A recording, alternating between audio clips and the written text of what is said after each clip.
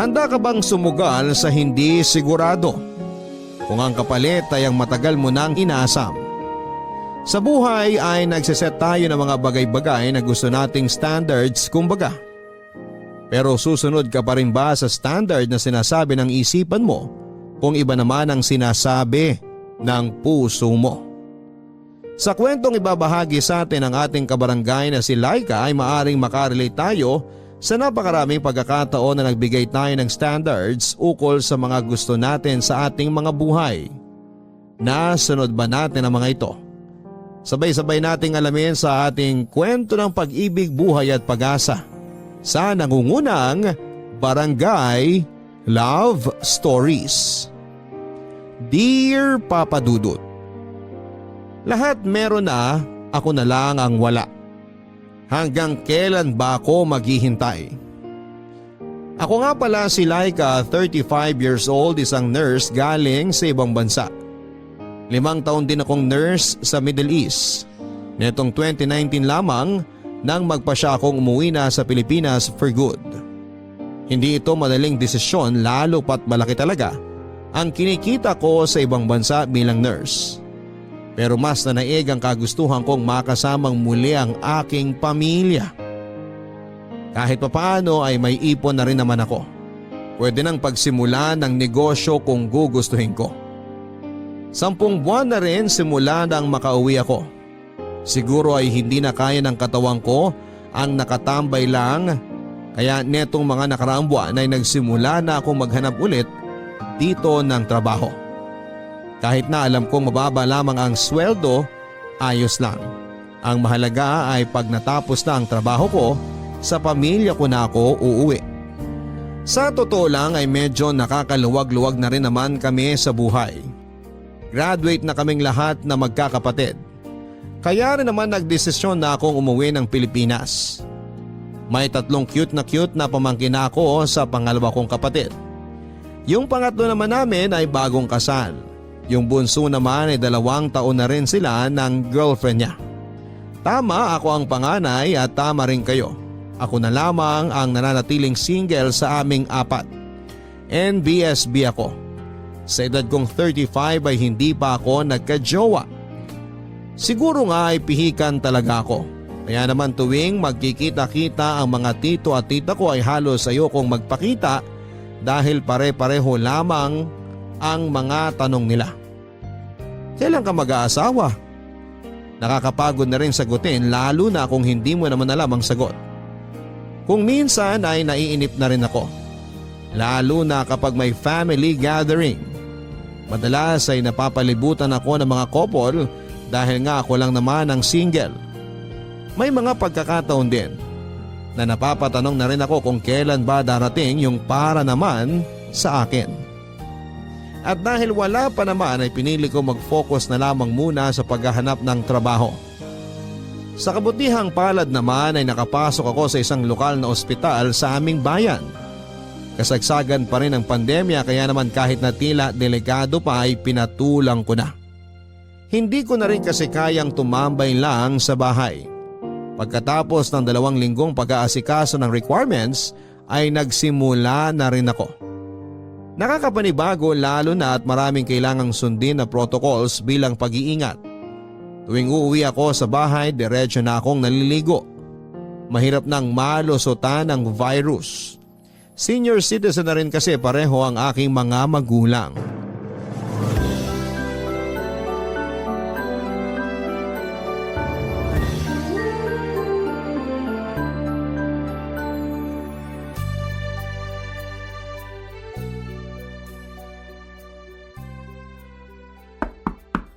Ate?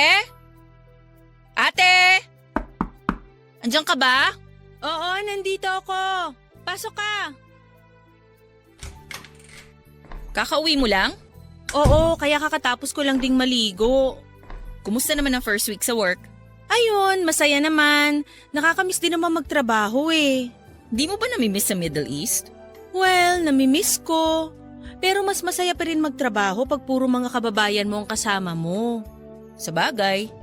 Pero alam ko, may sobrang mamimiss ka pa ron. Ha? Ano? Eh di yung sweldo. Ay, oo nga. Tama ka dyan. Kanina pumirma kami ng kontrata at tama ka.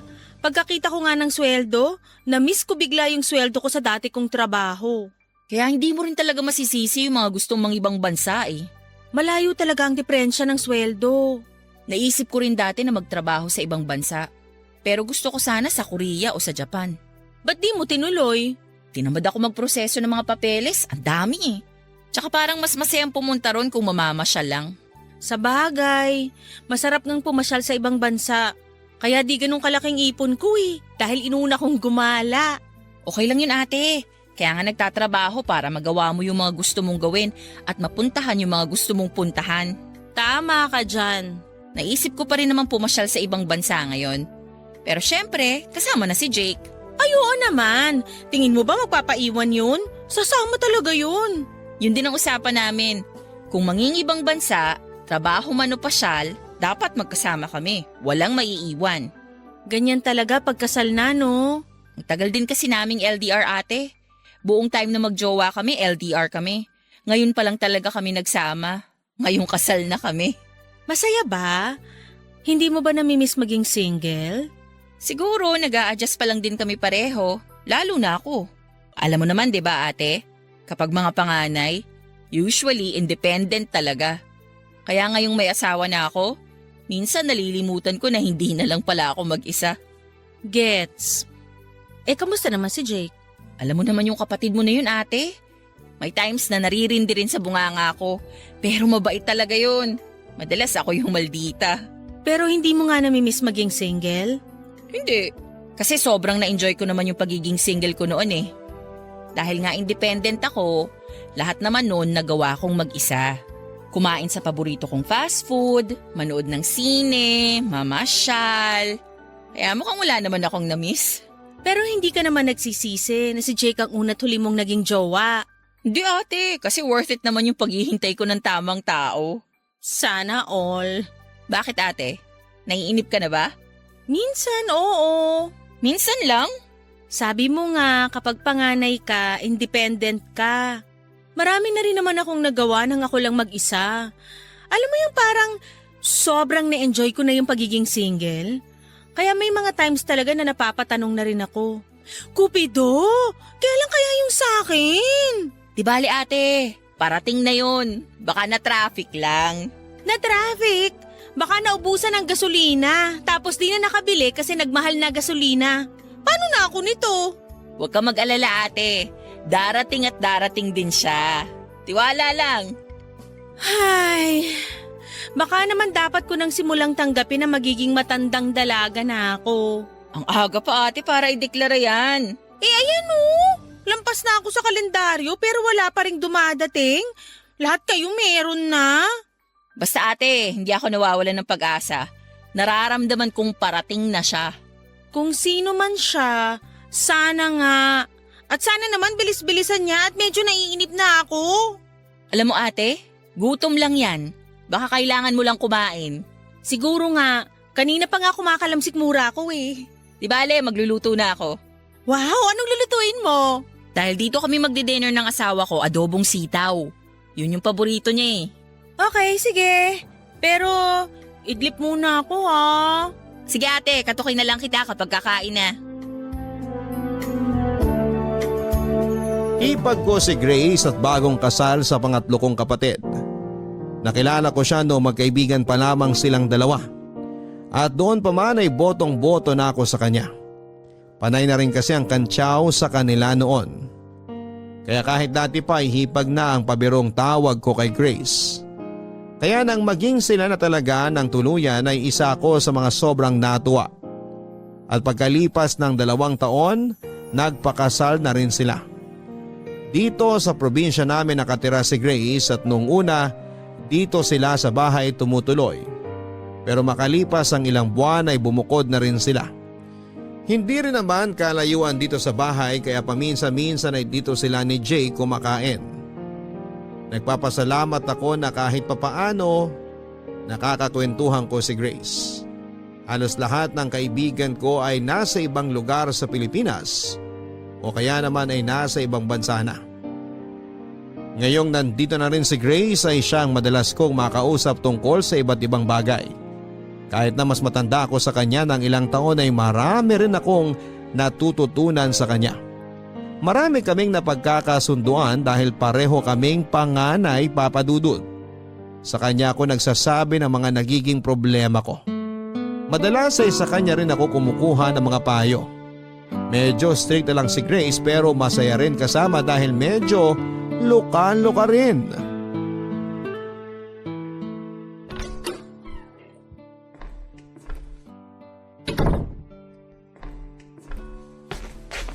Kakauwi mo lang ate?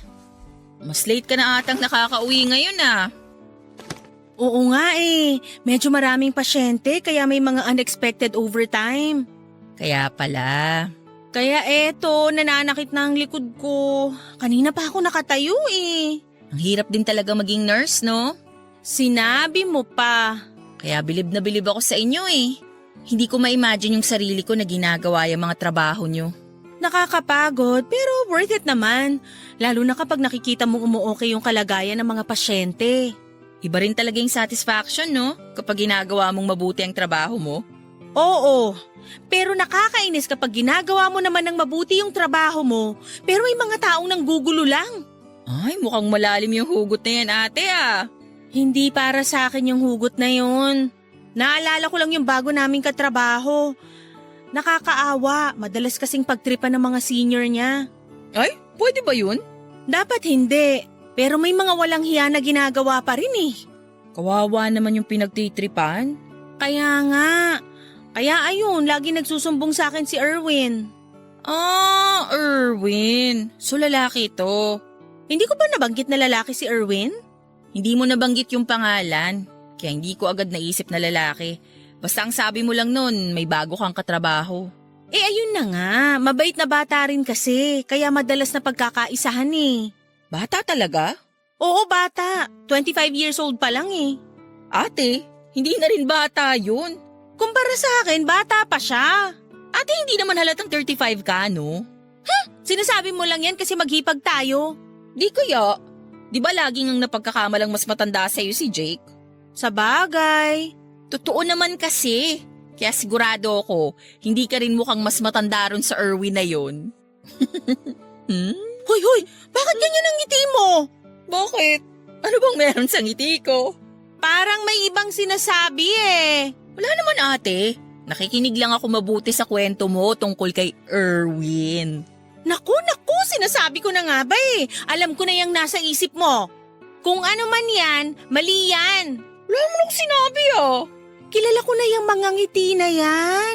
Naku Grace, hindi pwede. Hindi siya pasok sa standards ko. Ay, hindi ba pasok sa banga si Erwin? Hindi. Unang-una, mas bata siya. Hindi lang 1 o 2 taon. 10 taon eh. Ate, ano ka ba? Age doesn't matter na ngayon. Tsaka sabi ko nga sa'yo, hindi naman halata sa mukha mo yung edad mo. Ah, basta. Ayoko ng mas bata.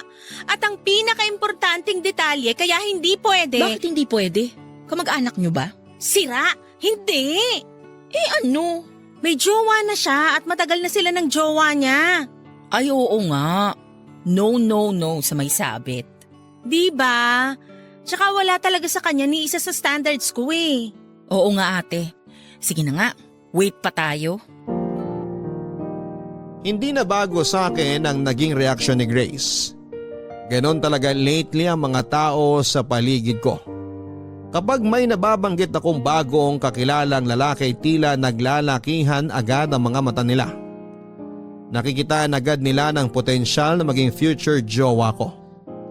Sa totoo lang, kung ako lang ang tatanungin, hindi naman talaga ako nakakaramdam ng pressure sa pagiging single ko. Pero dahil sa mga sinasabi ng mga tao sa paligid ko ay parang nararamdaman ko na lamang ding bigla na dapat nga ay meron na. May isang tsuhin pa ako na nagsabi sa akin na dapat daw ay hindi na ako mapili dahil tumatanda na ako. Kahit sino raw ay pwede na, ang mahalaga ay makapag-asawa. Naiinis ako sa mga ganong comment. Pakiramdam ko kasi dahil tumatanda ka na, wala ka na rin karapatang mamili ng taong makakasama mo sa habang buhay. Buti na lang at hindi naman gano'n ang mga magulang ko. Nag-worry rin sila para sa akin dahil ang laging sinasabi ng nanay ko, gusto niya na bago sila mawala ni tatay sa mundo, gusto nilang makita na hindi ako tatandang mag-isa. Yung magkakaroon din ako ng sarili kong pamilya. Pero hindi naman nila ako minamadali. Ang dili naman ng tatay ko ay hindi basta-basta ang pag-asawa kaya dapat ay sigurado ka. At yun talaga ang pinanghahawakan ko. Ayoko naman sa hindi ako sigurado. Kaya nga nag-set ako ng standards. Dapat mas matanda sa akin. May stable na trabaho at syempre yung handa akong tanggapin. At ang kasungitan ko. 3 buwan na ang lumipas at kahit papaano ay nakapag-adjust na rin ako sa trabaho. Araw-araw na nakakasalamuha ako ng mga pasyente. Lalo kong nakikita na kulang talaga ng nurses sa Pilipinas. Pero kahit na kulang ay marami pa rin ang umaalis. Nalulungkot man na mas marami talaga ang pinipiling umalis at magtrabaho sa ibang bansa ay eto rin ang realidad. Marami ang naniniwalang mas matutusto sa nila ang kanilang pamilya kung aalis sila. Habang tumatagal ay nagiging mahal na rin ang mga bilihin kaya mas kailangan na rin ng mas malaking sweldo lalo na kung may mga anak. Kahit nga single ako ay nahihirapan pa rin akong i-budget ng mabuti ang sweldo ko. Minsan dahil marami akong ino-order na mga kung ano-ano online. Kaya siguro wala pa akong asawa at mga anak dahil hindi pa ako marunong magtipid. Nahihirapan ako magtipid pero alam kong hindi na ako dapat gumastos na katulad ng dati. Dahil una sa lahat ay hindi na ganong kalaki ang sweldo ko. Pangalawa kahit papaano ay natutunan ko naman sa mga magulang ko ang maging praktikal. Hindi dapat buwibili ng hindi kailangan. Kapag naiisip ko ang dati kong sweldo ay may temptation na bumalik na lang ulit sa ibang bansa. Pero simula noong nagtrabaho na ako sa lokal na ospital ay nakita kong iba rin talaga kapag natapos ang araw o oras ng trabaho at uuwi ka sa piling ng pamilya mo. Madaling mapawi ang pagod lalo na kapag nakikita ko ang mga cute kong pamangkin. Pakiramdam ko ay sulit lahat ng kapalit ng malaking sweldo.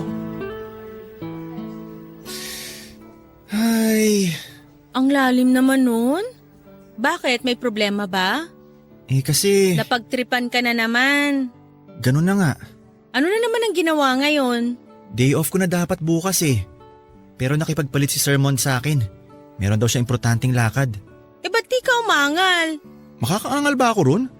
Kapag nagsasabi yun, hindi naman paalam kundi pinapaalam na niya. So pumayag ka na lang.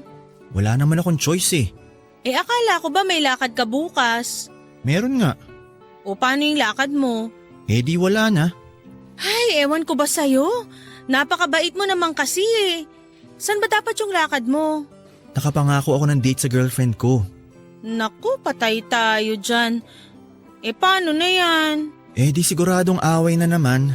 Kawawa ka naman. Pinagtitripa na dito sa ospital, maaaway pa ng jowa. Kaya nga Mukhang napapadalas pa naman away nyo lately. Kung ako sa'yo, magsasabi na ako kay Sir Mond. Pwede naman sigurong tumanggi paminsan-minsan. Sana nga ganun. Pero ginawa ko na yun dati. Sobrang uminit lang ulo niya tapos ilang araw akong pinag-initan. Ganun ba? Pambihira naman pala talaga yang si Sir Mond. Ngayon pa lang naririnig ko na yung boses ng girlfriend ko. Siguradong buliw na naman ang abot ko nito mamaya. Kung ako rin naman ang girlfriend mo, magagalit din talaga ako. Date kaya yun? Wow! Akala mo naman marami nang nakadate. Hoy, salbahe ka. Kahit papano naman may alam ako sa relasyon. Hello, napapalibutan kaya ako ng mga magkarelasyon? Mukhang masyado ka kasing pihikan ate. Siguro nga. Kaya wala pa rin akong jowa. Ano ba kasi yung ideal boyfriend mo? Simple lang naman. Gusto ko yung mas matanda sa akin, tapos may stable na trabaho. Yung kaya akong buhayin. Tapos gusto ko yung matatanggap ako at ang kasungitan ko. Kaya pala. Kaya pala ano? Kaya pala wala ka pang jowa. Paano mo naman nasabi? Ang taas ng standards mo Mahirap abutin. Dun pa lang sa tanggap ang kasungitan mo, medyo alanganin na. Kita mo tong batang to? Mataas ba talaga? Oo, hindi nga ako pasok eh. Aba, hindi ka talaga pasok. Edad pa lang di nauubra. Pero hindi naman na dapat basihan ng edad ngayon. Sa pag-ibig, wala namang edad-edad.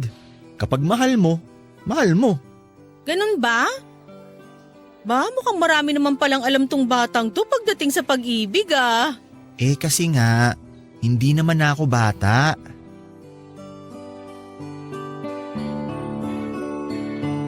Bilib din talaga ako rito kay Erwin kahit na mas bata siya sa akin ng 10 years.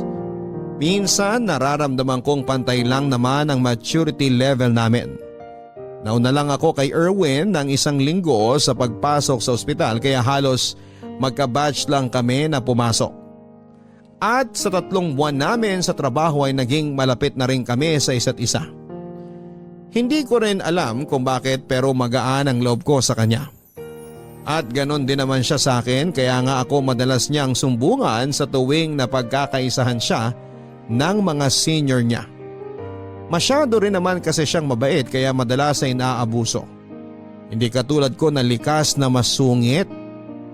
Meron siyang long time girlfriend at sa pagkakaalam ko ay 5 taon na sila. Netong mga nakaraan ay nababanggit niya na napapadalas ang away nila.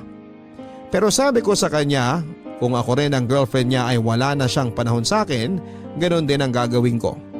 Minsan mami ang tawag niya sa akin dahil ako ang isa sa mga pinakamatanda sa batch namin. Siya naman ang pinakabata kaya bunso ang tawag namin sa kanya. Pero kahit na siya ang pinakabata sa amin ay hanga ako sa maturity niya. Yung pasensya at pangunawa niya ay sadyang ibang level. Lalo pa akong bumilib sa kanya nang malaman ko kung gaano siya ka-maalaga sa kanyang pamilya. So, ano nang plano natin, ate? Plano saan? Grabe, ang busy mo na talaga. Ano ba kasi yon? Eh di ba malapit na yung birthday mo?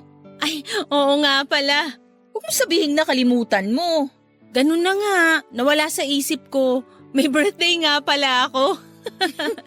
Kawawa naman ang ate namin. Napaka-busy, nakalimutan na ang sarili niyang birthday. Sinabi mo pa. Ano bang gusto mong gawin sa birthday mo? Sa totoo lang, wala akong maisip. Type mo bang lumabas o dito na lang sa bahay? Dito na lang sa bahay para mas tipid. Tama ka dyan, ate. Mas tipid dito sa bahay. Tsaka matagal na rin akong kinakantsawan ng mga katrabaho ko. Gusto raw nila makapunta dito sa bahay. Bakit naman? Luka-luka kasing isa naming kasama. Nakita niya raw tong bahay na daanan nila minsan. Mukha raw mansyon kaya gusto raw nila makita yung loob. Ganun? Kaloka nga. Parang nakaka-pressure tuloy. Kailangan ba nating mag-ayos ng bahay? Naku, hayaan mo sila. Huwag tayong ma-pressure. Bahala sila sa buhay nila kung ano man ang abutan nila dito sa bahay. Pero ano bang gusto mong ihanda, ate? Yung simple lang. Lechon siguro, ganyan. Ay wow, ang simple nga. Pero seryoso, basta merong karne at gulay. Okay na yon. Sige, isip ako ng menu. Ay, may request pala ako. Ano yun, ate? Gusto ko nung niluto mo dati na seafood platter. Ah, sige ate. Sure, no problem. Basta may budget. Naku, buti na lang talaga nandito ka, Grace. Kung hindi, hindi ko na alam ang gagawin ko. Ikaw naman ate, wala yun. Diba sabi ko naman sa'yo, hanggat hindi pa dumadating ang Mr. Right mo, kami muna ni Jake ang bahala sa'yo. Napaka-sweet talaga nito. Minsan tuloy nakakalimutan kong si Jake ang kapatid ko eh. Sabi nga rin niya, parang mas mahal niyo na raw ako kesa sa kanya eh. Kaya nga eh. Pero seryoso, Grace, hulog ka talaga ng langit sa pamilya namin. Buti hindi nauna mukha ako nung bumagsak ako, no ate? Ikaw talaga? O basta, tulungan mo ako maghanda ha. Pag-usapan natin yung menu bukas ng gabi. Okay ate, puntahan na lang ulit kita dito bukas. Sige, tapos ibibigay ko na lang din sa'yo yung budget. Ay, nga pala ate, bukod sa mga katrabaho mo, sino pa ang mga iimbitahan natin?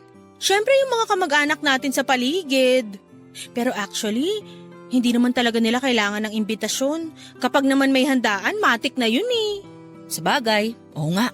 Pero pwede kayang wag ko nang imbitahin yung mga magtatanong kung kailan ako mag-aasawa? Gusto mo ba ate, magsabi ako ng rules sa mga attend sa birthday mo? Sabihin natin, bawal magtanong kung may jowa ka na o kung kailan ka mag-aasawa. Pagkatapos naming mag-usap ni Grace ay nakaramdam ako ng kakaibang lungkot. Bigla ko lang na-realize na malapit na akong mag-36. Pero ang kausap ko pa rin tungkol sa kaarawan ko ay yung mga kapatid at kaibigan.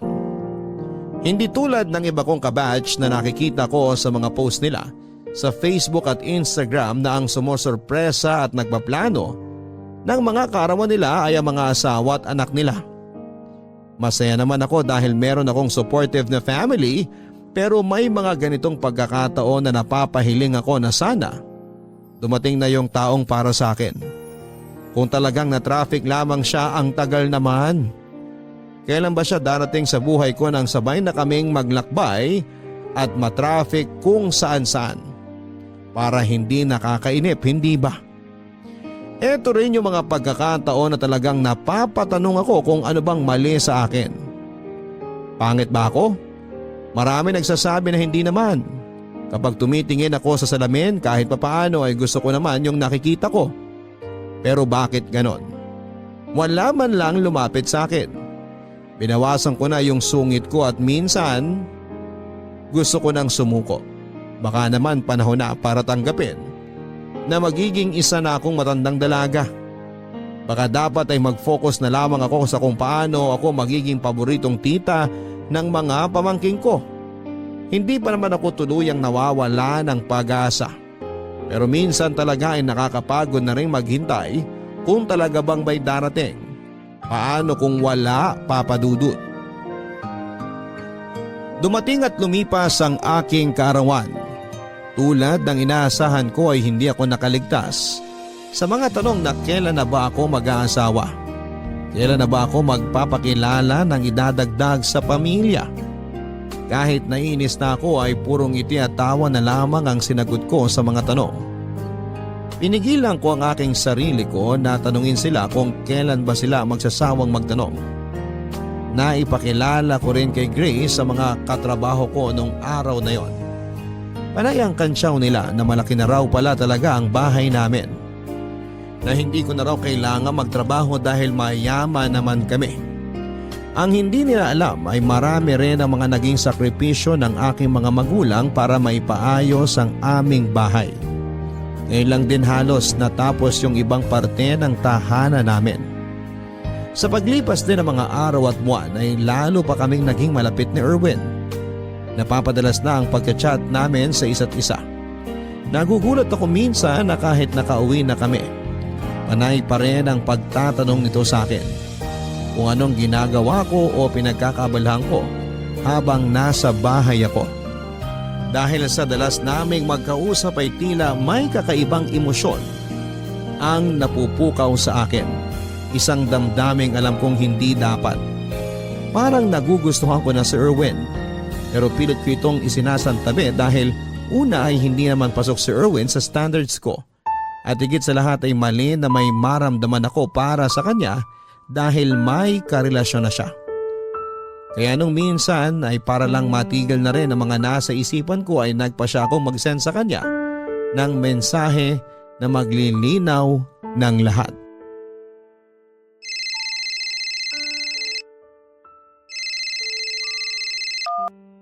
Hello?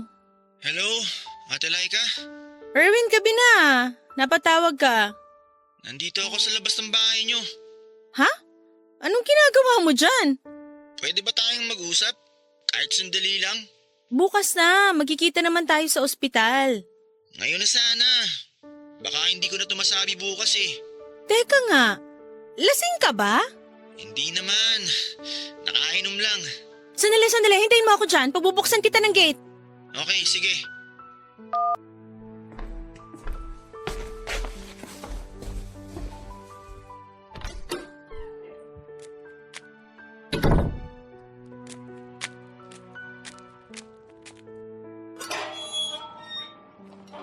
Ate Laika! Shh! Ay, Huwag kang maingay. Tulog na yung mga tao dito. Saka mukhang tulog na rin yung mga kapitbahay. nagising ba kita? Pasensya ka na ha. Halika nga rito, dito tayo banda sa gilid. Baka may makakita sa'yo dyan kung ano pang masabi eh.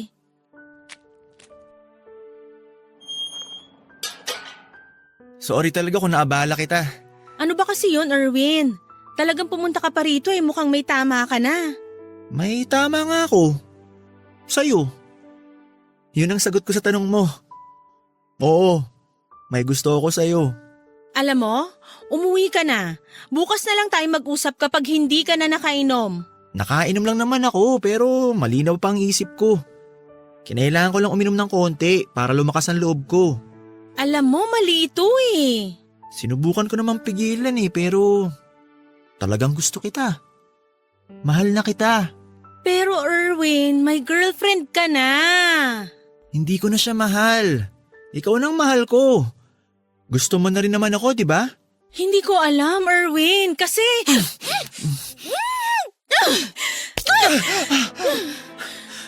Sorry.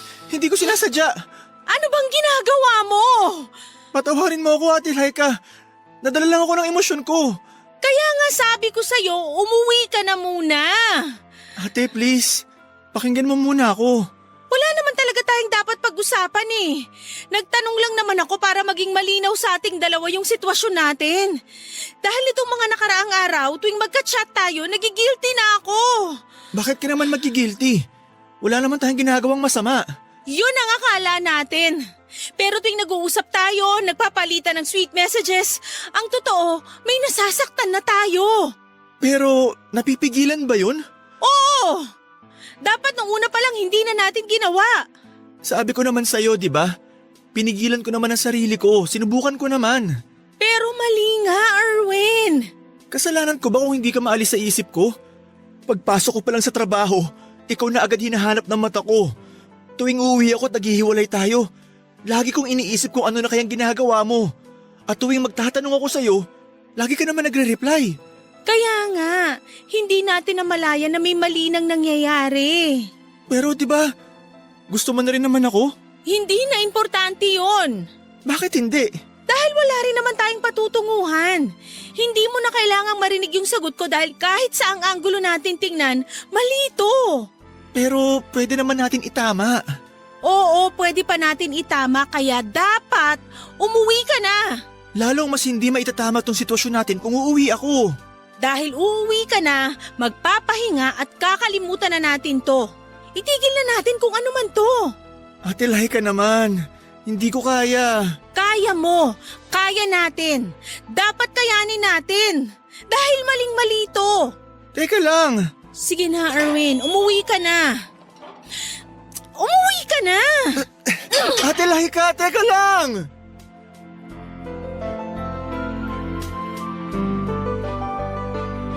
Gulong-gulo ang isipan ko pagkatapos ng pag-uusap namin na yon ni Erwin. Alam kong nakainom siya ngunit ramdam ko rin ang senseridad niya sa mga salitang binitawan niya. Ang lalo pang nagpadagdag ng gulo ng isipan at damdamin ko ay ang memorya ng sobrang saglit na paglapat ng mga labi ni Erwin sa labi ko. Kahit na sobrang saglit lang noon ay damang-dama ko sa buong katawan ko ang kuryenteng hindi ko maipaliwanag. Kung wala lang ako sa katinuan ng mga oras na yon, baka hindi lang saglit at siguro ay ginantihan ko pa ang halik niya. Nagpapasalamat na lamang ako at umiral pa rin ang katinuan ng isipan ko. Siguro dahil alam kong maling-mali talaga ang namamagitan sa aming dalawa. Hindi man malinaw kung ano yon, alam ko lang na siguradong makakasakit kami. Hindi ako nakatulog ng gabing yon. Iniisa-isa ko ang mga dahilan kung bakit mali at hindi kami pwede ni Erwin. Pinalikan ko ang standards ko sa isang karelasyon. Dapat ay mas matanda sa akin. Hindi pasok si Erwin dahil sobrang mas bata siya. Dapat ay may stable na trabaho. Hindi stable ang trabaho namin at hindi ganun kalaki ang sweldo. Hindi sasapat kung bubuo ng pamilya. Pero ang pinaka-importante sa lahat ay meron na siyang nobya. Yun ang pinakamahalagang dahilan. Simula rin ang gabing yon, nagpa siya kung iiwas na ako kay Erwin habang maaga pa. dapat ay patayin na ang baga upang hindi na lumaki ang ningas ng apoy. Dahil din sa desisyong ito ay tila naging mabigat ang pakiramdam ko ng mga sumunod na araw at hindi yon nakalampas kay Grace Papadudut. Ate! Ate! Ate! Ay, ikaw pala. Kanina ka pa tulala. Okay ka lang ba? Sorry, may iniisip lang. Mukhang malalim yung iniisip mo ah. Kasi ilang araw ka nang ganyan. Ha? Anong ibig mong sabihin? Akala mo ba hindi ko napapansin? Ilang araw ka na kayang laging tulala. Ganun ba? Di lang yun. Parang ang tamlay mo pa lately. Masama bang pakiramdam mo? Okay lang ako. Sigurado ka ba? Baka naman mamaya sa sobrang busy mo sa trabaho, maging pasyente ka na rin. Huwag kang mag-alala, Grace. Iniingatan ko rin naman ang kalusugan ko. Lalo na't senior citizen na rin ang mga magulang ko. Kapag nagkasakit ako, baka mahawa sila dahil nasa iisang bahay lang kami. Pero bakit ka nga malungkot, ate? Halata bang malungkot ako? Oo, at hindi lang basta malungkot eh. Parang ang bigat ng dinadala mo. May mga kailangan lang kasi akong pag-isipan. Kung ano man yan, huwag ka na sana masyadong ma-stress. Actually, hindi ko rin naman matatago sa'yo ng matagal to eh. Kaya sabihin ko na lang siguro, no? Mas mabuti pa nga ate. Huwag kang mabibigla ha. Sige, pipilitin kong wag mabigla. Si Erwin kasi, nagtapat siya sa akin. OMG, talaga? Oo, gusto niya raw ako. Ano sinabi mo? Hindi ko alam. Pero yung totoo ate, ano bang nararamdaman mo sa kanya? Ang hirap eh. Ayoko naman sana makaramdam ng kahit ano para sa kanya. Pero siguro dahil sa dalas naming mag-usap, hindi ko na malaya na nahulog na rin pala ako sa kanya. Sinabi mo ba yan sa kanya? Hindi, pero mukhang nararamdaman niya rin. Alam mo ba, naramdaman ko na to. Talaga? Oo ate, ayaw lang kitang pangunahan. At gusto ko talaga na manggaling sa'yo kung sakaling tama nga ang kutob ko. Bakit? Ano bang kutob mo? Noong mga pagkakataon na madalas mo nang nababanggit sa mga kwento mo si Erwin, medyo naramdaman ko na may iba sa'yo. Pero nag-aalangan akong sabihin sa'yo kasi nga, sabi mo ayaw mo naman ng mas bata. Kaya pinagpalagay ko ng baka mali ako. Sana nga, Grace. Sana mali ka na lang. O ano ng plano mo ngayon? Hindi ko rin alam kung ano ang plano ko, pero pinaalalahanan ako ni Grace sa sitwasyon namin. Istrikta si Grace at ayaw niya talaga ng mga sitwasyon na may cheating. Technically, Papadudut ay hindi naman kami nag-cheat ni Erwin sa girlfriend niya dahil wala naman kaming ginagawang dalawa. Maliban lang doon sa halik na napigilan ko naman. Pero emotionally, hindi namin may tatanggi na meron ng attachment sa aming dalawa. Pero sabi nga ni Grace, ang tamang gawin talaga ay umiwas dahil may karelasyon na si Erwin. Ayoko naman talagang makasira ng relasyon. Kung ilalagay ko ang sarili ko sa sitwasyon ng girlfriend niya ay ayoko rin na maranasan yon.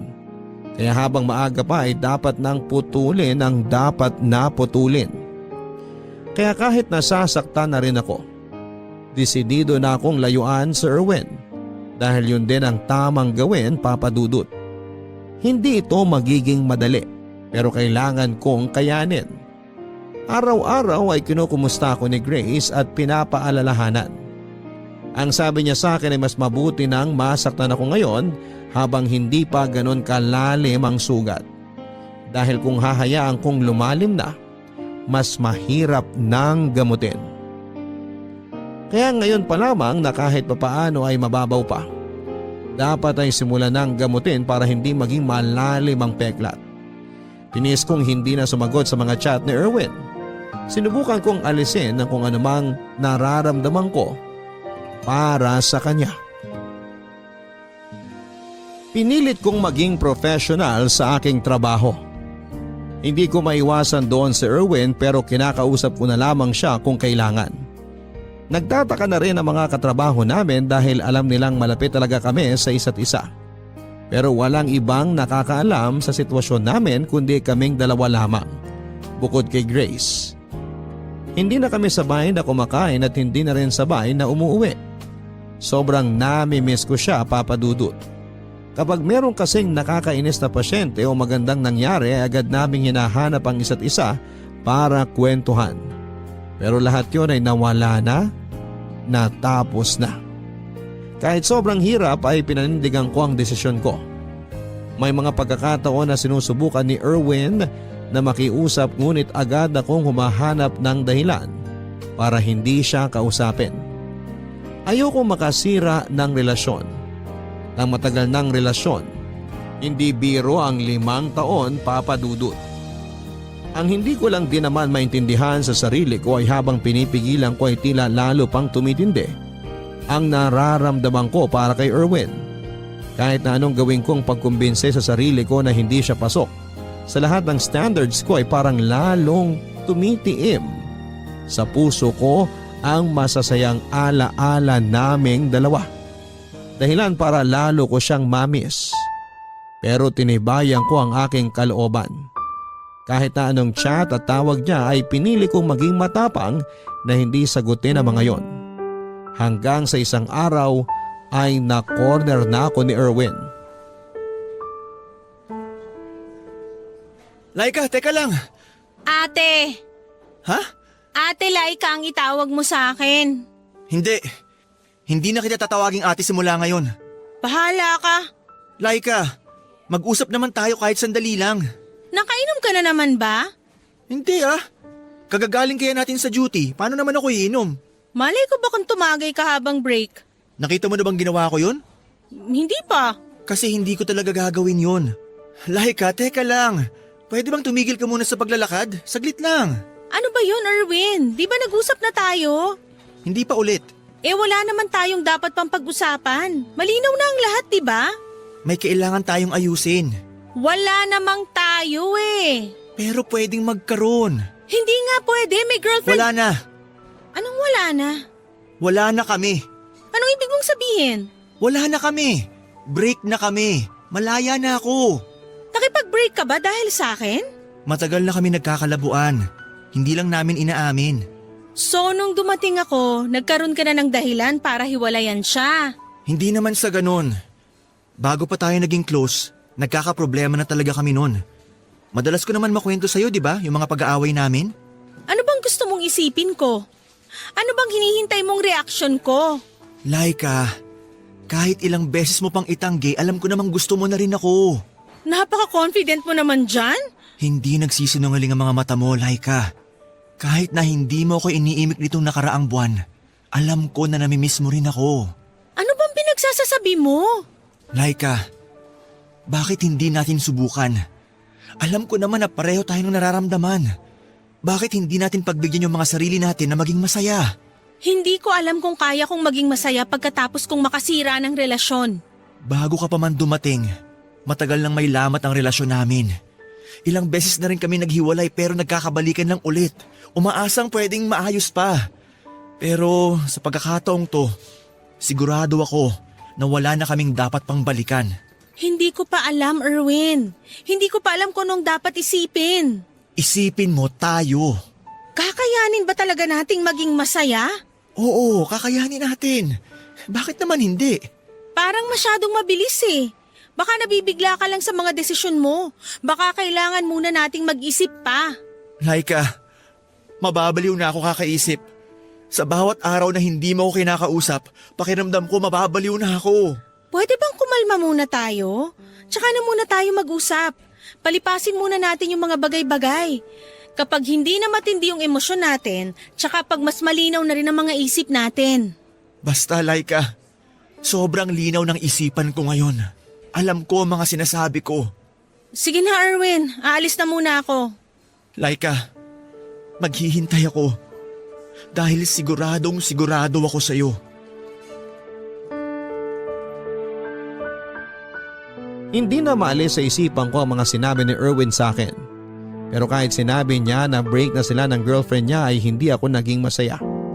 Parang nakonsensya pa nga ako at pakiramdam ko kasi Ako ang dahilan ng pagkasira ng relasyon nila.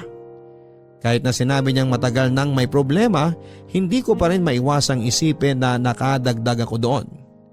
Naisip ko rin namang 5 taon din sila at hindi naman basta-basta yon. Kaya kahit na anong pagmamakaawa ni Erwin na kausapin ko ulit siya, ay hindi ko pinansin. Araw-araw ang pagsisend niya ng mga messages. Halos araw-araw din ang attempt niya na pagtawag. Basta nakauwi na kaming galing duty ay nagsisimula na siyang mag-message. Hanggang isang araw papadudod ay nakatanggap ako ng mensahe mula sa girlfriend niya. Nabasa niya raw ang conversation namin ni Erwin at ako raw pala ang dahilan. Kaya siya hiniwalayan nito. Galit na galit siya at kung ano-ano pang mga masasakit na salita ang sinabi niya sa akin. Nandiyan pang nagbanta siya na pupuntahan niya ako sa bahay at susugurin para malaman ng buong pamilya ko kung ano ang pinagagawa ko. Hindi ko pinansin ang lahat ng yon. Nagpa siya ako na i-block na lamang siya upang hindi na ako makatanggap ng kahit na anong mga mensahe mula sa kanya. Pero lagi akong kinakabahan na baka nga sumugod siya sa bahay namin. Pero sa awa naman ng Diyos ay hindi naman siya dumating kahit na minsan. Matagal ko ring tiniis ang tunay na nararamdaman ko para kay Erwin. Ngunit tulad pa rin ng dati, habang lalo kong tinitiis, tila lalo pang tumitindi. Lalo na tuwing mababasa ko ang mga mensahe niya na handa siyang maghintay. Hindi ko na talaga maikakaila sa sarili ko na gusto ko na rin siya. Naalala ko pa rin ang gabing saglit na naglapat ang aming mga labi. Pero dahil gulong-gulo pa rin ako ay hindi ko pa rin sinagot ang mga chat at tawag niya. Hindi ko pa rin alam kung tama bang maging masaya kami kung meron namang kaming nasaktan. Ang dami kong nararamdamang takot, lalo pat alam ko kung gaano ka mapanghusga ang mga tao sa paligid namin.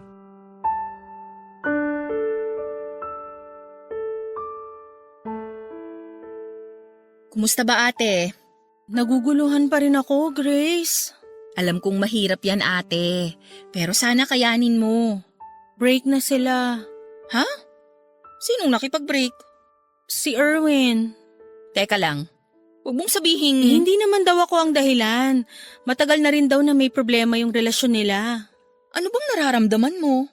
Parang nakukonsensya ako. Pakiramdam ko kasi ako ang dahilan kaya tuluyan silang nagkahiwalay. Pwede namang totoo na may problema na talaga sila. Madalas mo ngang makwento no na laging nagkukwento sa'yo si Erwin tungkol sa mga away nila. Hindi ko na rin alam ang dapat isipin. Minessage din kasi ako nung babae eh. Ha?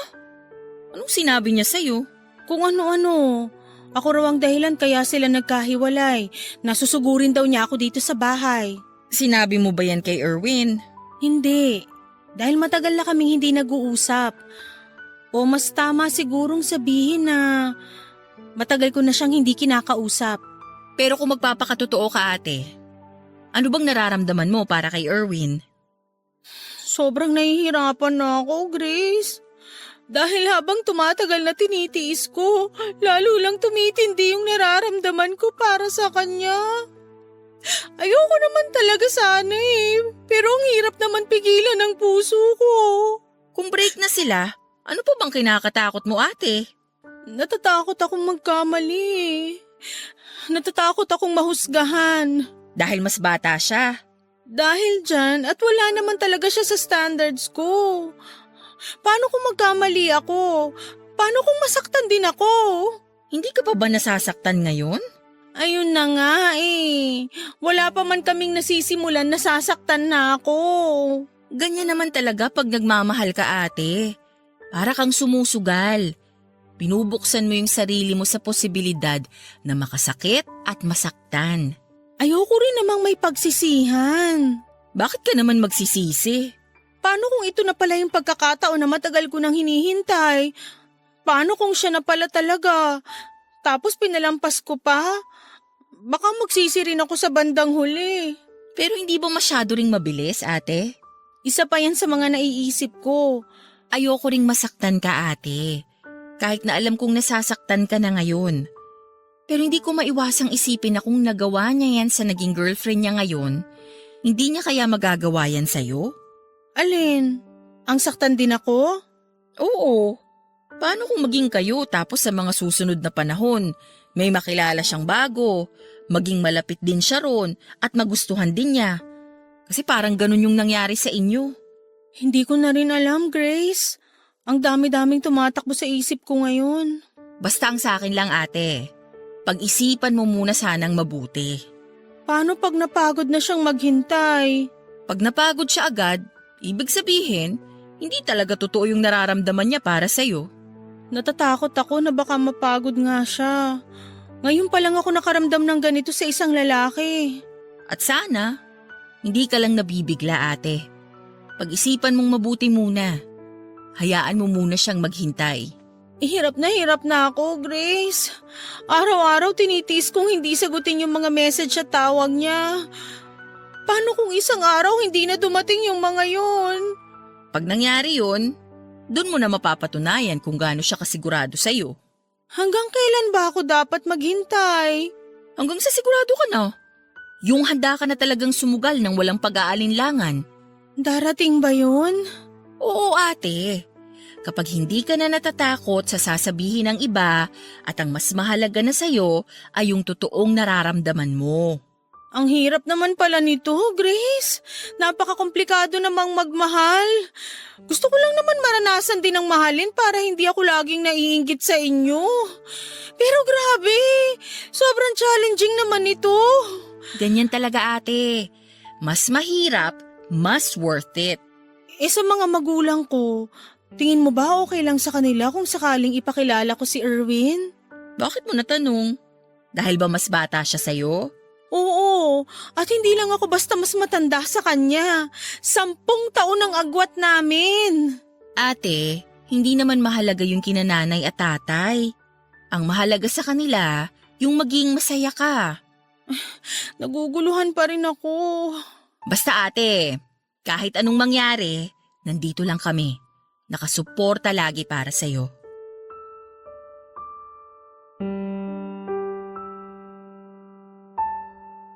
Sobrang magulo ang isip ko na mga panahon na yon. Isang buwan din muna ang pinalipas ko bago ko kinausap si Erwin. Sa loob ng isang buwan na yon ay hinanda ko na ang sarili ko. Kung sakaling mapagod siya at tumigil na, ay tatanggapin kong hindi talaga kami para sa isa't isa. Araw-araw niya akong minemessage at nanindigan siyang handa niya akong hintayin hanggang sa kaya ko na siyang kausapin at maging malinaw na ang isipan ko.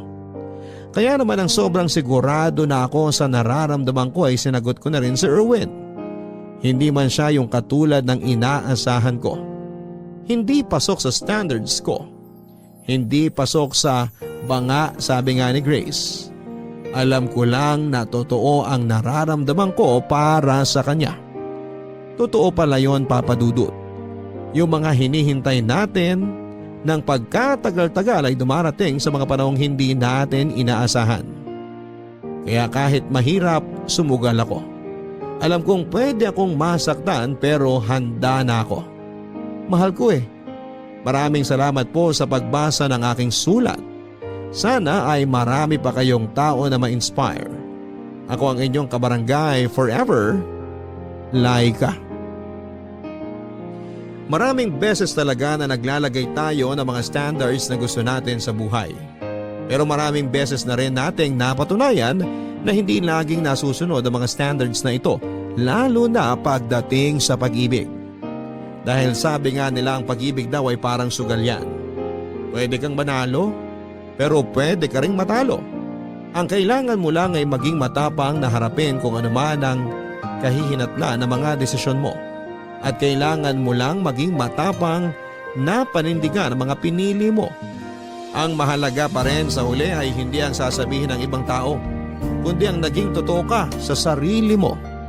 Hanggang sa muli mga kapuso, ako po si Papa Dudut sa mga kwento ng pag-ibig, buhay at pag-asa sa Barangay Love Stories number 1. May iba sa atin na naniniwala na ang kaligayahan ay matatagpuan sa piling ng taong tinitibok ng puso natin. Kahit ang totoo ay hindi naman natin kailangan na umasa sa iba para maging totoong masaya. Ikaw kapuso, minsan ka namang nagmakaawa para mahalin ka ng taong mahal mo.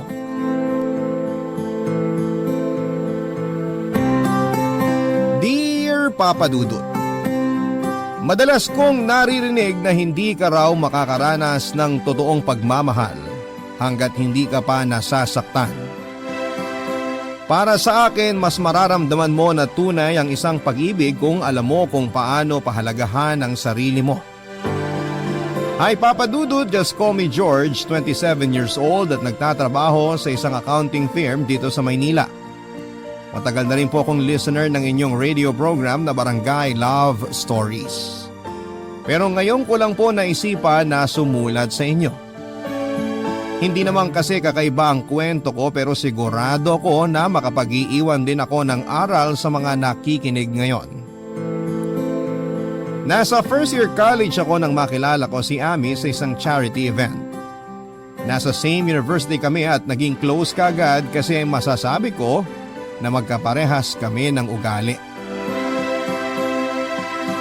Nasa second year college naman ang magsimula ako manligaw sa kanya, Papa Dudut. Ramdam ko na malaki ang pag-asa ko sa kanya kasi habang tumatagal noon, mas nagiging sweet na kami sa isa't isa. Yung para bang kami ng pero hindi pa nga lang opisyal. Palagi na kasi kaming magkasama sa school kapag wala kaming klase. Magkausap sa cellphone at magka-text kapag nasa bahay kami. Umabot na nga ang panliligaw ko sa kanya hanggang sa mag third year college na kami, Papa Dudut.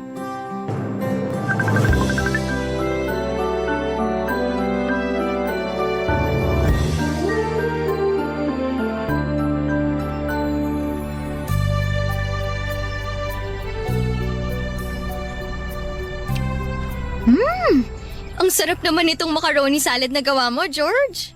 Naks, salamat at nagustuhan mo, Ami. Sobra! Ano ba nilagay mo dito? Hindi nakakaumay yung lasa, ha? Wala naman akong special ingredient na nilagay dyan. We, hindi nga. Alam mo, gumagawa rin naman ako ng macaroni salad. Pero bakit hindi naman ganito kasarap? Baka kasi ang nilalagay mo lang nakahalo ng mayonnaise, condensed milk. Bakit? Ano pa bang dapat na ihalo dun? Pwede mo siyang haluan ng heavy cream o kaya all-purpose cream para hindi masyadong matamis o maasim. Saka maganda rin ang magiging texture ng dressing ng salad. Oo nga, no? Minsan kasi napapasobra rin sa asim o tamis yung salad na ginagawa ko tapos malabnaw pa. Kaya nga mas okay na lagyan mo ng mga ganong cream para mag-balance ang lasa nila. Yun kasi ang pangontra sa asim. Tapos hindi pa ganong katamis. Alam mo, ang dami ko talagang natututunan sa'yo pagdating sa pagluluto. Hindi naman. Konti lang din naman ang alam ko. Anong konti? Ang dami ko kayang nalalaman na secret recipe o ingredient mula sa'yo. Natutunan ko lang din naman yung mga yun sa nanay ko. Kasi mahilig siyang magluto. Buti ka pa. Si mama kasi walang kahilig-hilig magluto. Pero thank you kasi dinala mo ako dito sa park. Sobrang relaxing pala dito. Ayaw mo kasing manood ng sine ngayon. Saka ayaw mo rin na tumambay sa mall. Kaya ito ang naisip ko na tambayan natin. Mas okay nga dito kaysa doon sa mga dati nating pinupuntahan eh. Kasi mas tipid. Sira. Mas okay dito kasi hindi ganun karami ang tao tsaka hindi rin maingay. Sa bagay. Sa totoo lang, mas gusto ko rin talaga dito kasi mas nararamdaman ko na kasama kita. Ha? Ano ibig mong sabihin? Palagi naman tayo magkasama sa school ah. Oo nga, pero iba pa rin yung mga ganitong lugar. Pakiramdam ko, parang solo natin ang mundo. Ang corny mo, alam mo yun? Pero sa bagay, tama ka naman din sa sinabi mo. Kasi tignan mo nga oh, ang konti ng tao dito sa park. Kaya parang solo na rin talaga natin tong lugar. Kaya sa susunod, ibang park naman ang puntahan natin. Yung mas maganda ang view. Para mas relaxing din ang date natin. Sige ba? Pero kahit naman saan tayo pumunta, nare-relax ako basta ikaw ang kasama ko, Ami. Ewan ko sa'yo, ang dami mong baon na banat dyan ah. Totoo naman ang sinabi ko. Makasama lang kita kahit saglit. Buo na kaagad ang araw ko. Konti na lang talaga, dudumugin na tayo ng mga langgam dito sa pwesto natin sa tamis ng mga sinasabi mo. Kumain na nga lang tayo kasi magbabike pa tayo mamaya, di ba? Oo, may nakita na ako na pwedeng rentahan na bike dito sa park. Mas masaya raw mamasyal kapag nakabike eh. Excited na ako kasi ang tagal ko na rin hindi nakakapag-bike. Ubusin na nga natin itong mga pagkain na dala mo, George. O eto, susubuan na kita nitong macaroni salad.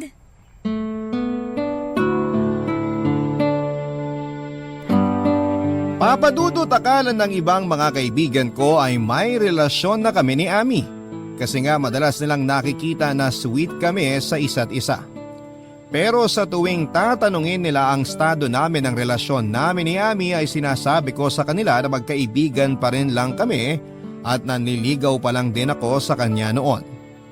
Nagtataka sila kung bakit hindi pa ako sinasagot ni Ami. At sa totoo lang ay medyo naiinip na rin ako pero syempre hindi ko yon pinapakita kay Ami. Wala rin naman ako magagawa dahil sabi nga ni Ami, hindi pa siya handa na pumasok sa isang relasyon. Ang mahalaga para sa akin noon ay madalas kaming magkasama at nararamdaman ko na malaki ang pag-asa ko sa puso niya.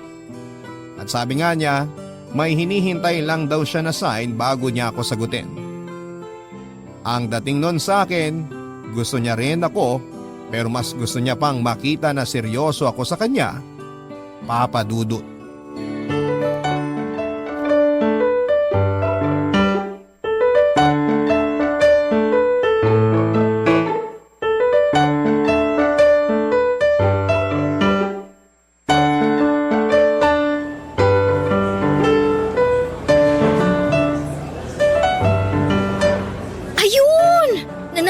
Sa nilalaro ko dito sa cellphone ko.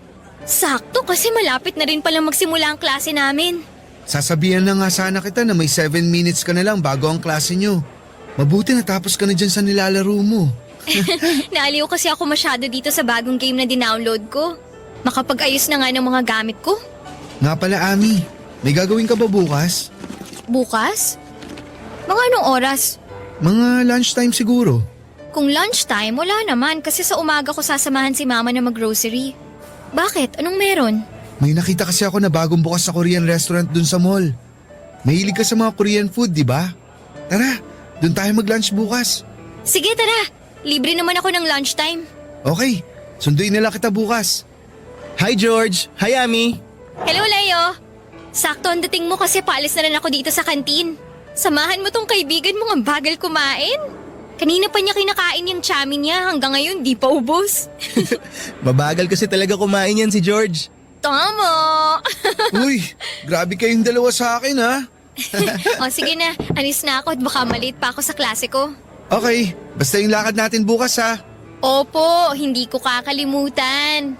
Sige na, mauna na ako sa inyong dalawa. Bye! May date kayo bukas ni Ami? Oo, itatry namin kung masarap dun sa nakita kong bagong bukas na Korean restaurant sa mall na malapit dito. Fan nga pala ng Korean movies at series yung si Ami no? Sinabi mo pa, kaya nga pati mga Korean food naging hilig na rin niya eh. George? Matanong ko lang ha. Wala ka bang naririnig tungkol dyan sa nililigawan mo? Naririnig? Anong ibig mong sabihin? Sa totoo lang, medyo nagulat nga ako nang makita ko kayo dito na magkasama eh. Ha? Bakit naman? Eh kasi, narinig ko dun sa isang kasamaan ko sa soccer team na parang nagkakamabutihan na raw sina Ami tsaka si Ed. Yung badminton player dito sa school natin. Ay nako Leo, huwag ka nga masyadong nagpapaniwala sa mga ganyang chismis. George, alam mo naman na hindi ako mahilig maniwala sa mga ganong chismis. Kaya lang kasi, Ano? Bakit hindi mo matuloy ang sinasabi mo? Kasi nga parang nakita ko si Ami tsaka si Ed sa plaza nung isang araw. Magka-holding hands silang dalawa. Uy bro, bakit hindi ka na nagsalita dyan? Wala naman kasi akong dapat sabihin. Sa'yo na nanggaling na hindi ka naman sigurado na silang dalawa nga ang nakita mo. Kaya ang mabuti pa, umorder ka na ng pagkain mo. Kasi dumadami na ang estudyante dito sa kantin.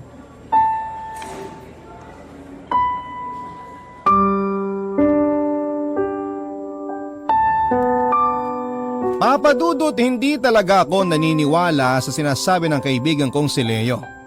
Kahit alam ko na wala siyang dahilan para mag-imbento ng kwento, imposible rin naman na maging totoo ang sinasabi niya na may ka-holding hands na ibang lalaki, si Ami.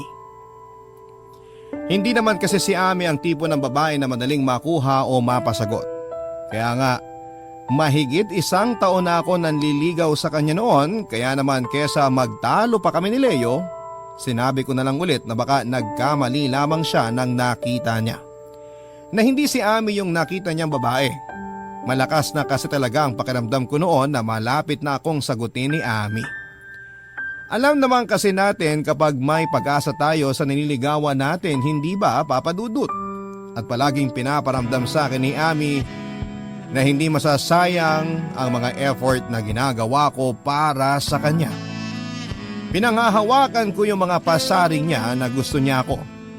Pero hindi pa lang siya handa na pumasok sa pakikipagrelasyon ng mga panahon na yon, papadudot. Kaya naman nag-aabang na lamang ako sa magiging sagot niya. Barangay Love Stories. Barangay Love Stories. Di ko na rin nakikita kung sino ang madalas niyang nakakasabay kumain at umuwi. Hindi na rin kasi niya madalas na nasasagot ang mga tawag ko. Hindi na rin siya madalas na nagre-reply sa mga text ko sa kanya. Pero hindi pa rin ako bumitaw, papadudot, at iniisip ko na nga lang na totoo ang dahilan na ibinibigay niya sa akin. Na busy lamang talaga siya sa academics niya at mga requirement para makagraduate, papadudot.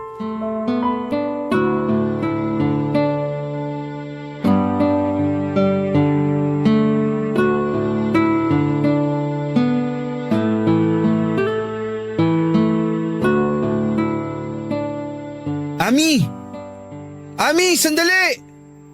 Ang bilis namang maglakad ni Ami. Kanina ko pa tinatawag pero hindi niya ako nililingon. Ay! Ami! Ami, hintayin mo ako! Ami! Oh, George!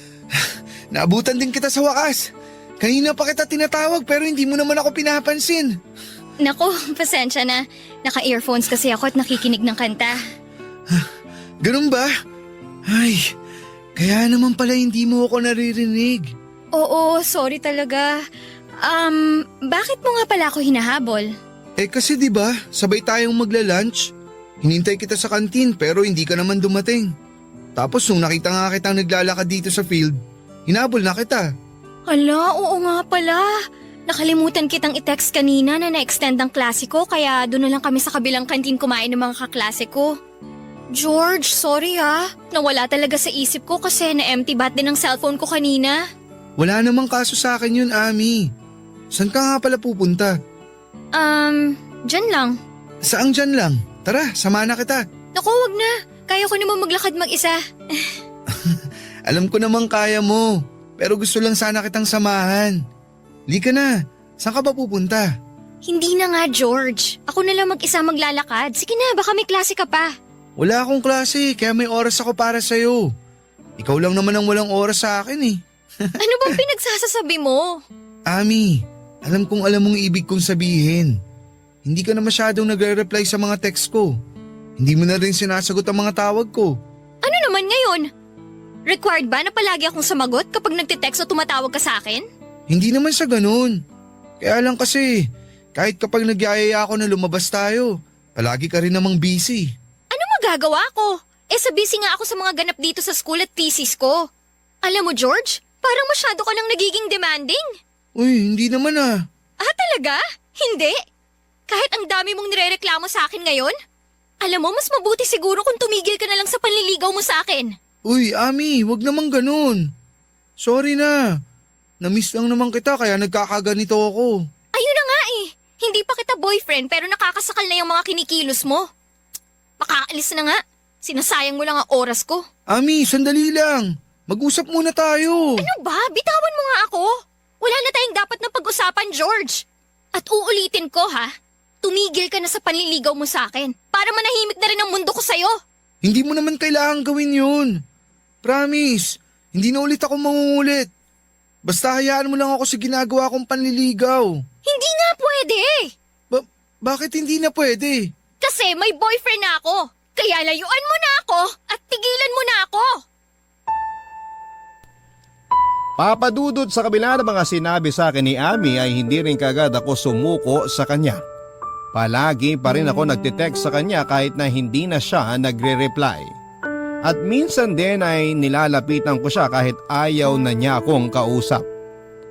Nagpapadala rin ako ng regalo sa bahay niya kahit na hindi ko sigurado kung tinatanggap o tinatapon lang ba niya yon. Gusto ko lang na makita niya na ako ang mas karapat dapat na lalaki para sa kanya. Na ako na lang sana ang piliin niya. Pero dumating ang araw na napagod at sumuko rin ako at tuluyan na akong huminto sa paghahabol ko kay Ami. Mabuti na lang papadudot, patapos na rin ang huling taon namin sa kolehiyo kaya naman nagawa kong makapag-move on kaagad. Lumuwas ako ng Maynila at dito na nagtrabaho. Malaking factor din kasi yon na hindi ko na siya madalas na nakikita kaya nagawa ko rin kalimutan si Ami. Sinimulan kong mag-focus sa sarili ko pero wala pang isang taon ang nakalipas ay nagkaroon kagad ako ng bagong inspirasyon. Hindi nga nagtagal ay naging girlfriend ko rin ang inspirasyon kong si Isabel, papadudot.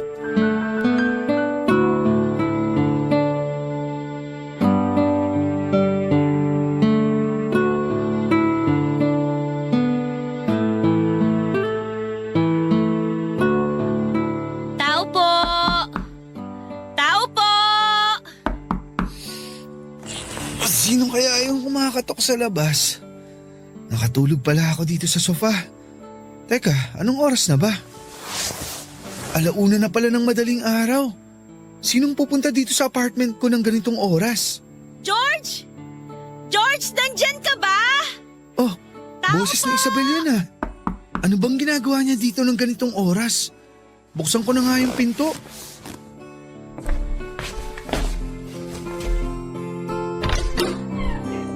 Oh, sweetie! Anong ginagawa mo dito? Ay, mabuti naman at binuksan mo na tong pinto.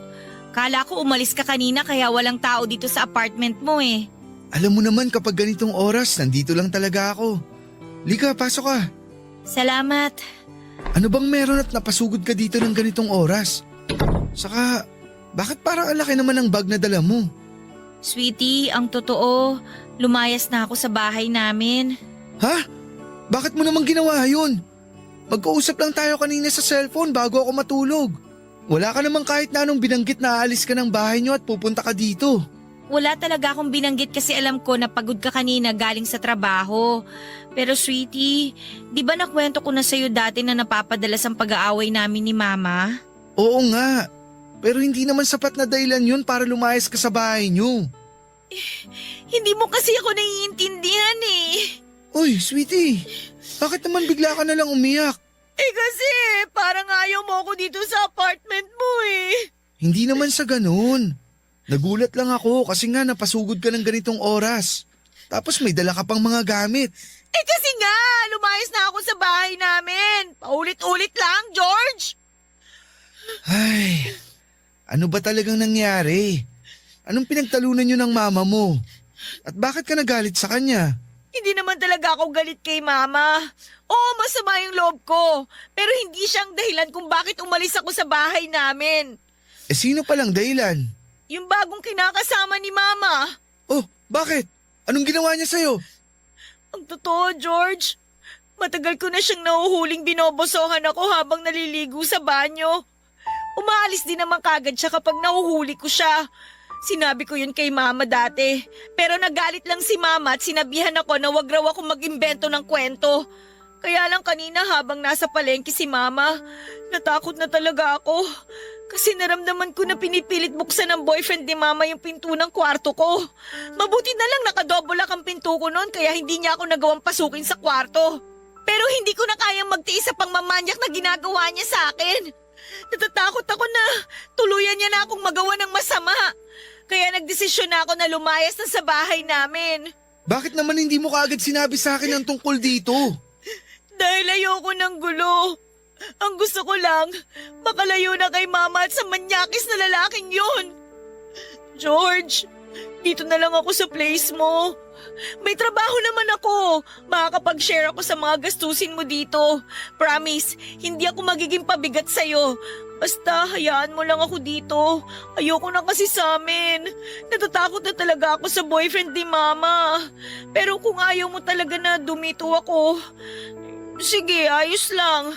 Wala naman ako magagawa eh. Hahanap na lang siguro ko ng ibang pwede kong tuluyan na bahay. Ano ka ba? Siyempre hindi na kita hayaang umalis. Nagulat lang talaga ako sa biglang pagdating mo kanina. Pero ayos lang sa akin ang lahat. Dito ka na lang sa apartment ko, Isabel. Huwag kang mag-alala. Hindi ko hahayaan na masaktan o malapitan ka ng hayop na lalaking yun. Papadudot, nakilala ko si Isabel sa isang kantin na madalas kong kainan dati sa dati kong pinagtatrabahuhan. Maganda siya at simple lamang kung mag-ayos, mabait din siya at malambing magsalita. Yon ang mga katangian niya na nakakuha ng atensyon ko. Kaya nang maging madalas na ang pag-uusap namin at pagbabatian ay kinuha ko na rin ang pangalan niya sa Facebook, pati na rin ang cellphone number niya. Doon kami nagsimula na madalas na magkausap hanggang sa niligawan ko na nga siya at naging girlfriend.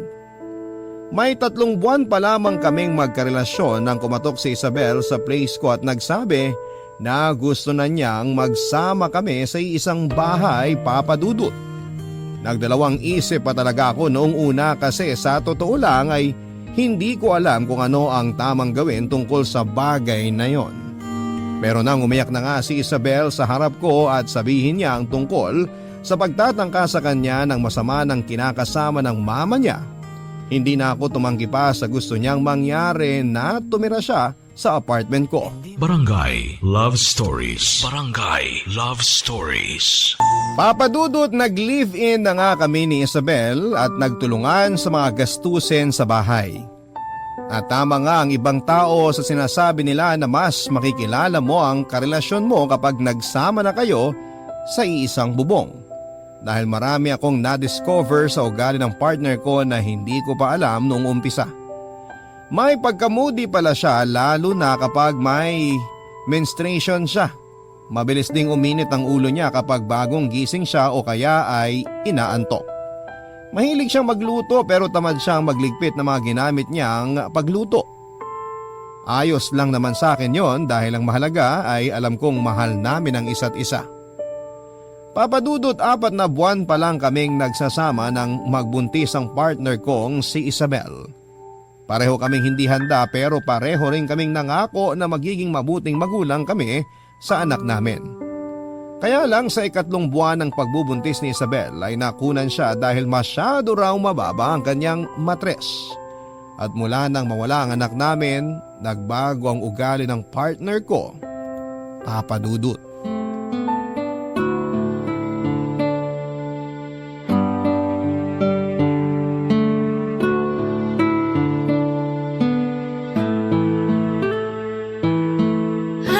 Nakakapagod ang traffic. Grabe. Sweetie, mabuti naman at nakauwi ka na. Ginabi ka na yata masyado. Oo, nag-general cleaning kasi kami sa kantin kanina kaya late na kami pinauwi ng supervisor namin. Kaya pala mukhang pagod na pagod ka. Kumain ka na ba? Talaga ba, George? Tinatanong mo pa talaga sa akin yan? Ha? Bakit? May mali ba sa tanong ko? Gusto ko lang naman malaman kung kumain ka na eh. Malamang, hindi pa ako kumakain. Sa tingin mo ba may madadaanan pa akong bukas na kainan ng ganitong oras? O sige, sandali lang. Magsasaing lang ako ng kanin. Ano? Hindi ka pa nakakapagsaing? Oo, hindi pa nga. Huwag mo sabihin na hindi ka pa rin nakakapagluto ng ulam. Sweetie, pasensya na. Hindi ko naman kasi alam na dito ka maghahapunan. Kumain na kasi ako bago umuwi dito. Kaya akala ko ganun din ang gagawin mo kasi nga ang sabi mo, may overtime kayo sa trabaho. Kaya di na ako nagluto. Pero hindi ko naman sinabi na sa labas na ako kakain, di ba? Oo nga, pero yung kasi ang akala ko. Ano ba kasing ginawa mo dito sa bahay? Ang aga mo nag-text sa akin kanina na nakauwi ka na dito ah. Maaga nga, pero nag-ayos kasi ako ng toilet bowl natin.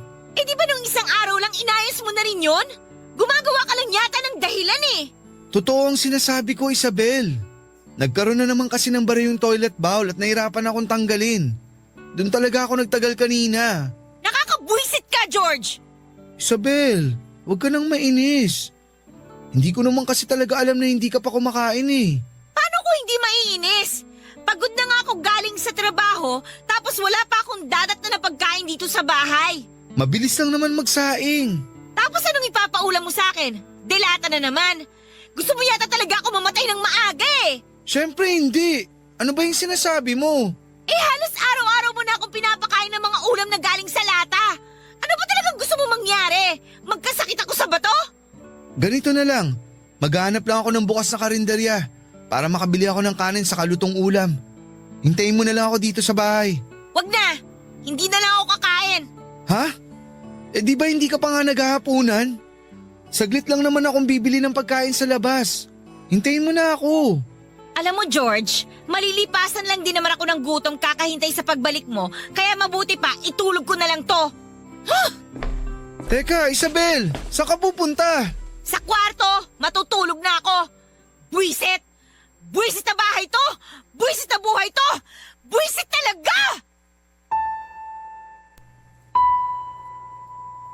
Papadudot ng magbago ang ugali ni Isabel at magsimula ang malamig na pakikitungo niya sa akin ay inisip ko na gawa lang yon ng pagkawala ng anak namin. Na hanggang sa mga oras na yon ay nagdadalamhati pa rin siya kaya madalas siyang galit o mainit ang ulo kahit sa mga simpleng bagay lang. Madalas ako nakakatanggap ng mga sigaw o pagmumura mula sa kanya at minsan ay naririnig ko mula sa kanya na hindi na siya masaya sa pagsasama namin. Nakala ko ay nasasabi niya lang dahil mainit ang ulo niya. Hindi niya rin ako pinagbibigyan sa kama pero wala namang naging problema sa akin tungkol sa bagay na yon. Mahal ko si Isabel at gagawin ko ang lahat para intindihin siya. Kaya lang hindi ko alam na darating kami sa point na susubukin ng ibang tao ang relasyon naming dalawa. Hindi ko napaghandaan ang bagay na nadiskubre ko tungkol sa kanya. Sobrang sakit. Kasi ng panahon na yon kay Isabel ko na pinaikot ang mundo ko, Papa Dudut.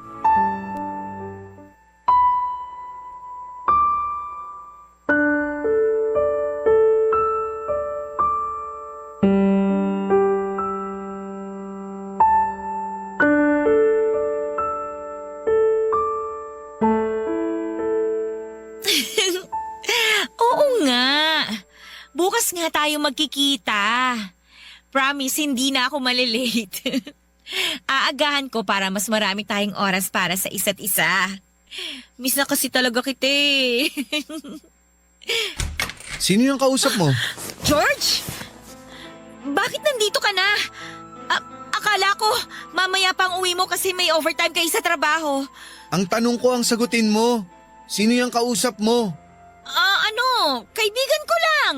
Kaibigan mo lang? Talaga? Oo nga, ano ba kasing problema mo? Patingin nga ako ng cellphone mo. Ayoko nga. Akin na yung cellphone mo, Isabel. Ayoko nga, ano ba? Bigyan Akin mo yung nga sabi. ang cellphone ko. Ano ba kasing problema mo, George? Gusto ko lang makita kung sino yung kinakausap Ano mo. ba? At kilig na kilig ka dyan. O yan! Ayan ang cellphone ko, isaksak mo sa baga mo. Kainis ka. Rex? Sino tong Rex na nasa last call history ng cellphone mo, ha? Kaibigan ko nga lang yan. Sinabi ko na sa'yo kanina, di ba? Kaibigan, pero kilig na kilig yung boses mo nang marinig kita kanina bago ako pumasok dito sa kwarto. Sabihin mo nga sa akin, saan mo pa naging kaibigan tong Rex na to? Alam mo, nakakairita ka na eh. Ano ba kasing pakialam mo kung saan ko nakilala mga kaibigan ko? May pakialam ako kasi boyfriend mo ako. Ah, ganon. O sige, para tigilan mo na yung pakikialam mo sa buhay ko, maghiwalay na lang tayong dalawa. Tapos ngayon nakikipaghiwalay ka dahil lang dito sa Rex na to? Nakikipaghiwalay ako kasi nakakabwisit na yung ugali mo.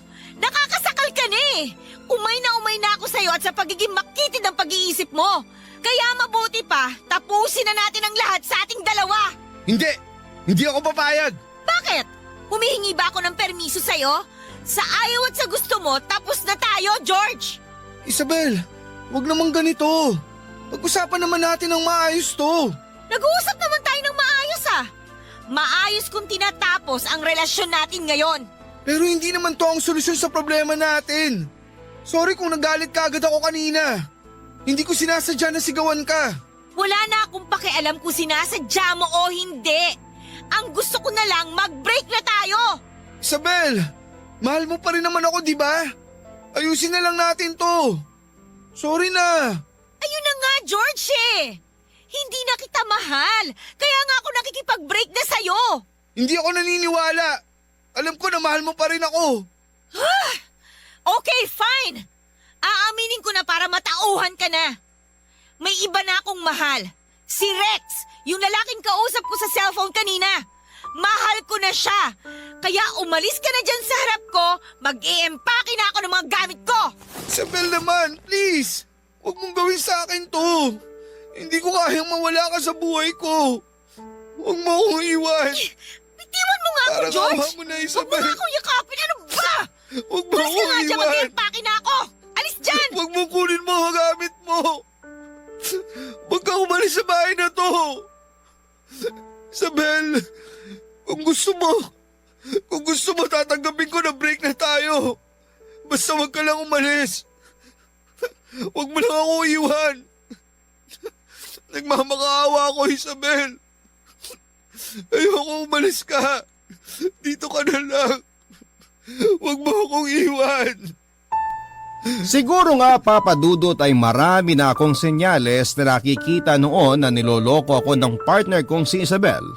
Pero hindi ko lang pinansin ang mga senyales na yon sa labis na pagmamahal na nararamdaman ko para sa kanya. Hanggang sa isampal na nga sa akin ang katotohanan. Pero hindi pa rin ako sumuko at hindi ko siya binitawan, Papa Dudut. Wala mahal ko talaga siya.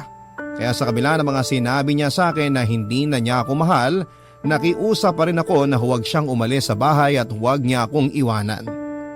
Pinagbigyan niya naman ako at nagstay pa rin siya sa place ko. Pinagsilbihan ko siya kahit palagi niyang pinaparinig sa akin na may kausap na siyang ibang lalaki sa cellphone. At hindi na talaga ako ang mahal niya, Papa Dudut. Doon ko naisip na minsan sa sobrang laki ng pagmamahal na nararamdaman natin para sa isang tao ay nagiging bulag at bobo na tayo. Wala na tayong ibang iniisip noon kundi hindi sana bumalik tayo sa panahon na mahal pa rin tayo ng taong naging dahilan ng pagiging masaya natin. Na sana mahalin ulit tayo ng taong mahal natin pero may mga bagay talaga na hindi na natin pwedeng balikan pa. At may mga pangyayari na hindi na pwede pang magbago. Dahil nagkaroon ulit kami ng pagtatalo ni Isabel nang dalhin niya ang bago niyang boyfriend na si Rex sa mismong place ko. Hindi ko na napigilan pa ang sarili ko at nasunto ko ng ilang beses si Rex hanggang sa umalis na ito ng bahay. Naiwan si Isabel pero nagsimula na mag-impake ng mga gamit niya na kaagad ko namang pinigilan. At sa ilang beses na pakiusap at pagmamakaawa ko sa kanya na ko ang piliin niya ay hindi yon nangyari, Papa Dudut. Kahit halos humagulhol na ako sa harapan niya at lumuhod ay wala pa rin akong nagawa para pigilan siya sa ginagawa niya. At bago pa nga siya tuluyang lumayas ng bahay ay muli ako nagmakaawa sa kanya. Muli ako nakiusap na doon na lang muna siya sa bahay. Kahit na hindi na kami mag-usap, kahit na hindi na kami magkabalikan, basta makasama ko lamang siya ay sapat na. Sobrang desperado na ako pero wala na akong pakialam pa. Siyempre hindi na niya ako pinagbigyan na tuluyan na niya akong iniwanan. Sa mga sumunod na araw ay nalaman ko kung saang bahay siya tumuloy at pinuntahan ko pa rin siya para muling pakiusapan na magkabalikan kaming dalawa. Doon ko ulit nakita si Rex pero sa pagkakataon na yon ay ako naman ang nabugbog niya. Kaya ko namang lumaban pero hindi ko ginawa lalo na nang harap-harapan itong piliin ni Isabel kesa sa akin. Pinamukha niya na kahit kailan ay hindi na niya ako magagawa pang mahalin. Na hindi na ako lalaking makapagpapaligaya sa kanya. Tinanong ko siya, Papa Dudut, kung ano nga ba ang meron ng lalaking yon na wala ako, ano ang ibinigay nito sa kanya na hindi ko ibinigay. At bakit hindi ako ang pinili niya sa kabila ng mga bagay na naisakripisyo ko para sa kanya. Isa lamang ang naging sagot niya. Mahal niya ang bagong boyfriend niya kaya ito ang pinipili niya. Papa Dudut, may mga pagkakataon talaga siguro na hindi lahat ng bagay na gusto nating makuha ay pwedeng mapunta sa atin at may mga tao na kahit gaano natin kamahal ay hindi na tayo pwedeng mahalin pa pabalik. Mabuti na lamang at sa kabila ng napakalaking pagmamahal ko para kay Isabel noon ay natutunan ko pa rin siyang bitawan at unti-unti ay nabawasan na ang sakit sa dibdib na iniwan niya sa akin hanggang sa tuluyan na rin akong nakapag-move on. Ngayon ay ilang taon na rin po akong single at masasabi ko na masaya ako kahit na wala akong karelasyon. Dahil totoong mas minahal ko ang sarili ko. Ganon pala talaga yon, Papa Dudut. Mas matututunan mong i-appreciate at mahalin ang sarili mo kapag nasaktan ka ng sobra ng dahil sa ibang tao. Dito ko na rin po tinatapos ang sulat ko, ang inyong forever kapuso at kabarangay, George.